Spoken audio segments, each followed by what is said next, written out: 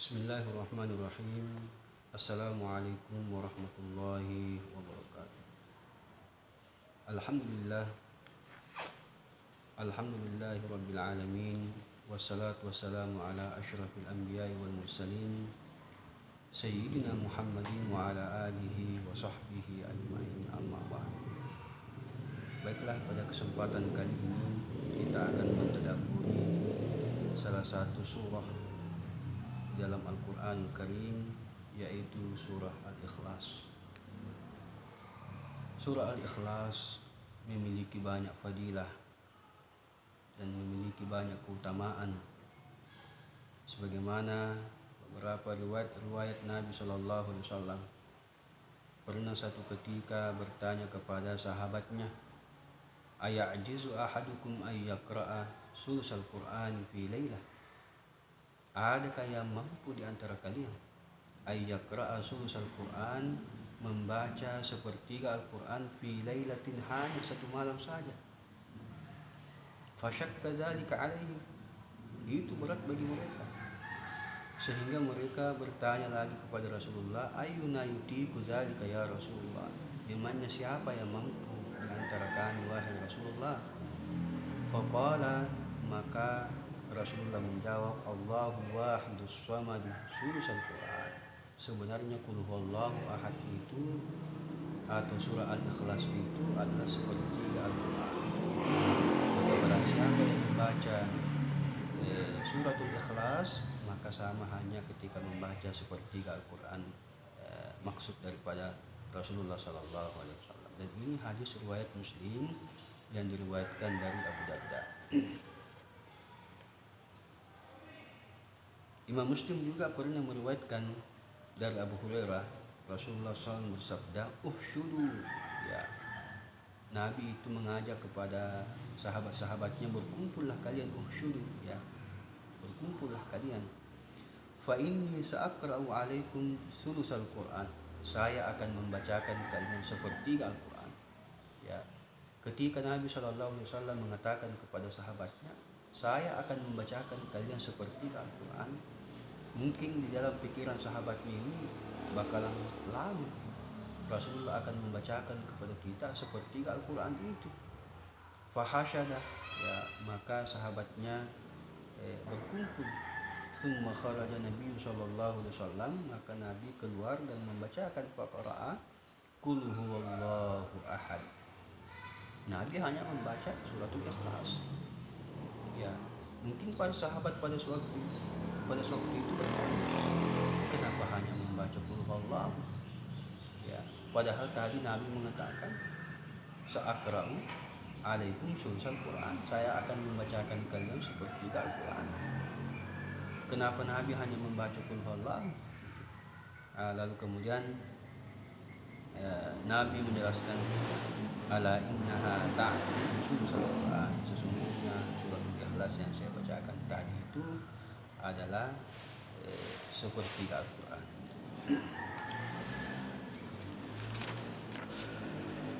Kemudian selanjutnya, kenapa dikatakan sepertiga Al-Quran? Ya, kenapa dikatakan sepertiga Al-Quran? Di sini ikhtilaf ulama. Ada perbedaan pendapat ulama. Ada yang mengatakan bahwa isi daripada bahwa Al-Quran itu terbagi tiga bagian. Ada tentang hukum, ada tentang al-wa'd wal wa'id, ada asma'ullah wa sifat. Dan surah Al-Ikhlas itu mencakup nama dan sifat-sifat Allah Subhanahu wa taala. Itu sehingga dikatakan sepertiganya dari tiga pembahasan ini, yaitu tentang ahkam, tentang al-wa'd wal wa'id, kemudian asma'ullah wa sifat. Maka dalam surah Al-Ikhlas ini membahas tentang asma'ullah wa sifat, maka dikatakan sebagai sepertiga Al-Quran. Kemudian selanjutnya yang kita akan bahas yaitu tentang adanya sahabat-sahabat Nabi Sallallahu Alaihi Wasallam yang mencintai atau menyenangi suratul Ikhlas ini dan senantiasa dibaca di dalam salat.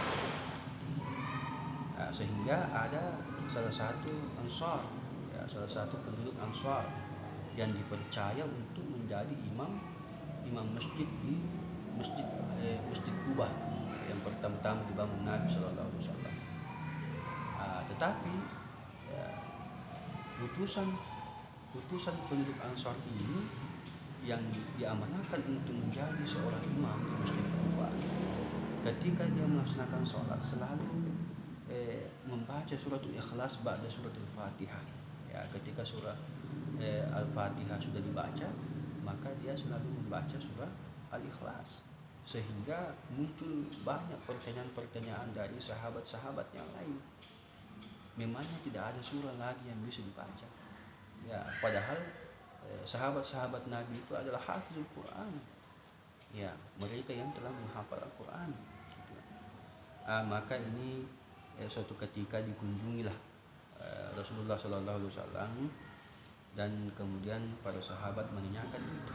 Ya, salah satu imam kita atau imam masjid Kuba ya, suka membaca surah Ikhlas, seakan-akan tidak ada surah lagi.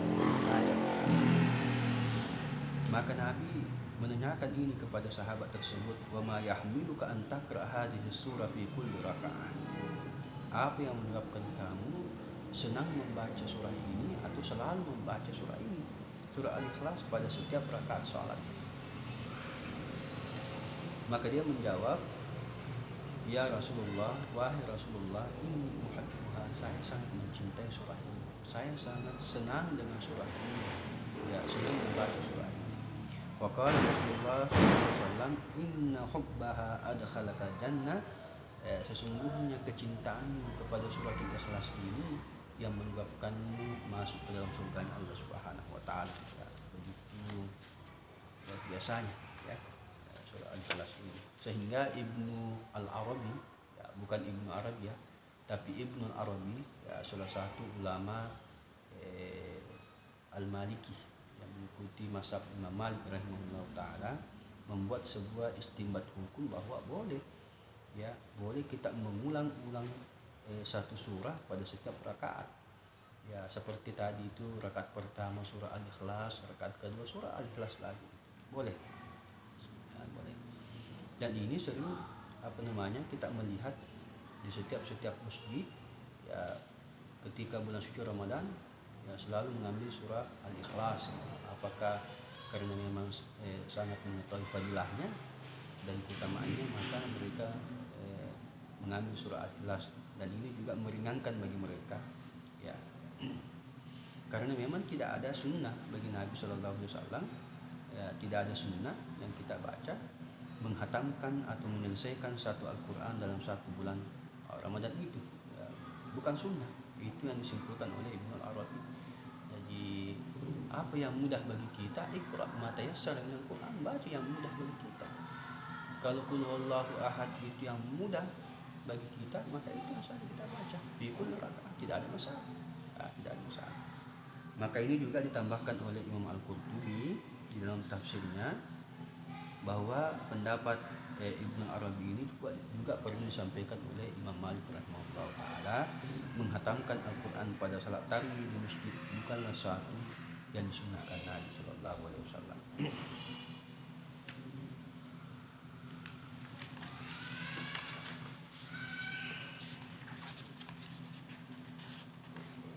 Kemudian selanjutnya, apalagi yang menjadi keutamaan dan kelebihan orang yang membaca surah Al-Ikhlas? Ya. Ini diriwayatkan oleh Abu Nu'aim dari Abul Ala Yazid bin Abdullah dari ayahnya,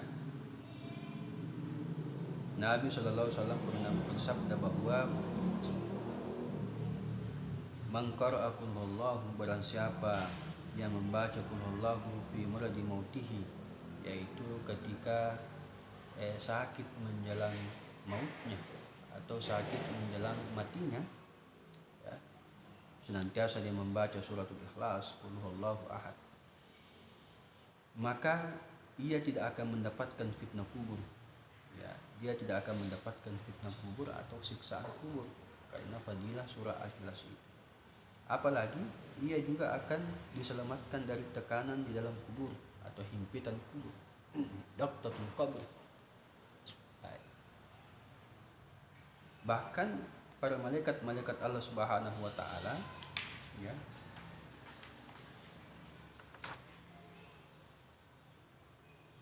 bahkan malaikat-malaikat Allah Subhanahu wa taala akan memegangnya hingga ia melewati Shiratal Mustaqim dengan selamat hingga sampai di surganya Allah Subhanahu wa taala. Ini merupakan salah satu hadis Nabi sallallahu alaihi wasallam dari Abu Nuaim. Ya, walaupun ada yang mengatakan bahwa hadis ini hadis dhaif.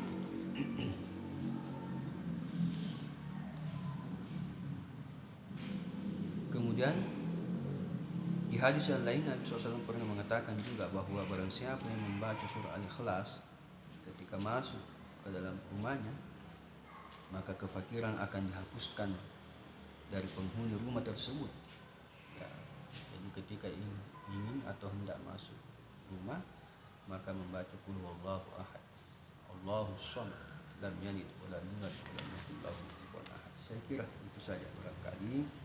Mudah-mudahan fadilah-fadilah yang terdapat dalam Al-Quran ini senantiasa memberikan keberkahan dalam kehidupan kita dan urusan-urusan kita, sehingga kita mampu mengamalkannya.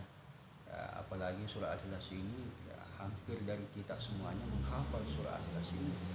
Maka saya rasa dan saya yakin bahwa mudah bagi kita untuk mengamalkan surah Al-Ikhlas ini. Saya kira itu saja barangkali, kurang lebihnya mohon dimaafkan. Hadanallahu wa iyyakum ajma'in. Assalamualaikum warahmatullahi wabarakatuh.